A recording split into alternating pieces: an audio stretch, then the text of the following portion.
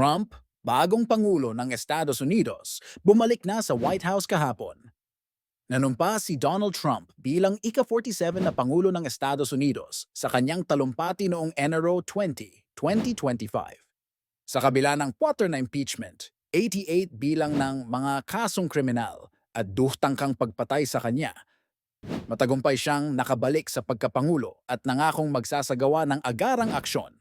Mga pangunahing pahayag at utos ni Pangulong Trump. Pagtigil sa illegal immigration, mabilisang paghuli at deportation ng mga illegal alien.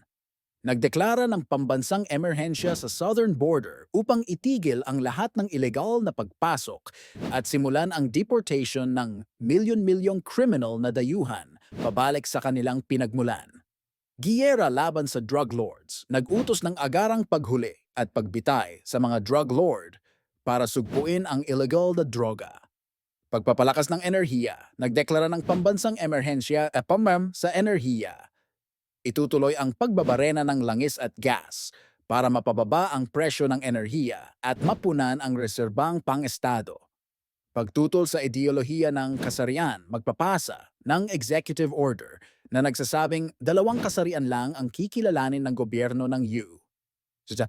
Lalaki at babae.